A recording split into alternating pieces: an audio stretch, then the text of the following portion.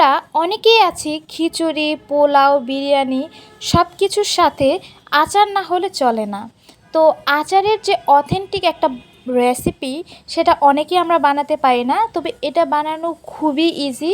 তো আমার বাসায় যখনই রান্না করা হয় তো এই আচারের ডিমান্ডটা সব সময় থাকে। হে এভরিওয়ান, আসসালামু আলাইকুম, welcome back to my new another cooking video. আজকে আমি আপনাদের সাথে শেয়ার করব মজাদার এই আচারটা। আমি ইনস্ট্যান্ট বানিয়ে নিই, আর এই আচারটা খুবই অল্প সময়ে বানানো যায়। তো প্রথমত আমি একটা বাটিতে আমার পরিমাণ মতো তেঁতুল নিয়ে নিয়েছি। তো বেশ কিছুক্ষণ ভিজিয়ে রেখেছিলাম। এখন তেঁতুলের আটিগুলো আমি এই পিউরি থেকে সরিয়ে নেব। আপনারা চাইলে এটা রেখেও দিতে পারেন, তবে আমার বাসায় এটা রেখে দিলে কেউ পছন্দ করে না, যার কারণে আমি আটিগুলো ছাড়িয়ে নিচ্ছি। তো দেখেন এই পিউরিটা দিয়েই আমি মূলত আচারটা বানাবো। তো এর ভিতরে আমি দিয়ে দিয়েছি লবণ, চিনি।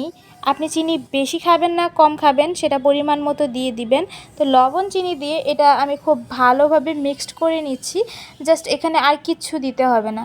তারপর চুলায় আমি একটা কড়াই বসিয়ে দিয়েছি, এখানে দিয়ে দিয়েছি সরিষার তেল। তারপর কিছুক্ষণ পর এখানে দিয়ে দিয়েছি 5 ফোড়ন। তো 5 ফোড়নটা কিছুক্ষণ হওয়ার পরে এখানে দিয়ে দিয়েছি রসুন। রসুনের পরিমাণটা আপনারা বেশি করে দিবেন, তাহলে কিন্তু খুব ভালো হয়। রসুন আচারের ভিতরে খুবই মজা লাগে। তো রসুনটা বেশ কিছুক্ষণ এরকম ভেজে নেওয়ার পর এখানে যে আপনি পিউরিটা বানিয়ে রেখেছিলেন জাস্ট এখানে ঢেলে দিবেন, আর কোনো কাজ নেই।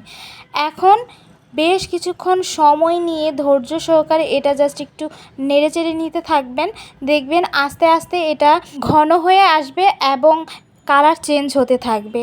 তো কিছুক্ষণ পর আমি এখানে অ্যাড করছি শুকনো মরিচ ভেজে আমি সেটা ব্লেন্ডারে পাউডার করে নিয়েছিলাম সেটা। আপনারা যদি ঝাল পরিমাণে বেশি খান তো বেশি দিবেন, আর কম খেলে কম দিবেন।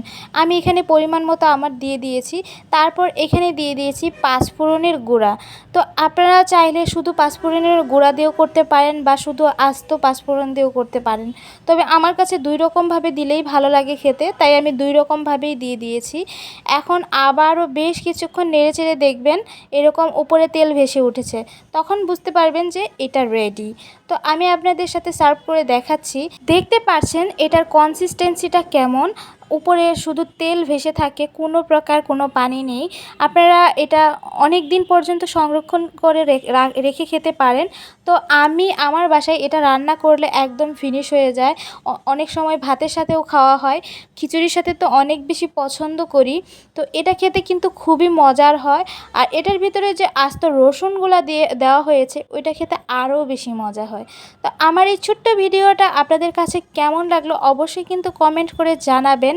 আমার এই রেসিপিটা ফলো করে কে কে ট্রাই করেছেন সেটাও কিন্তু জানাবেন, এবং কমেন্ট বক্সে ছবি শেয়ার করতে ভুলবেন না। সবাই অনেক অনেক ভালো থাকবেন, সুস্থ থাকবেন। আজ এই পর্যন্ত, আসি। আল্লাহ হাফেজ।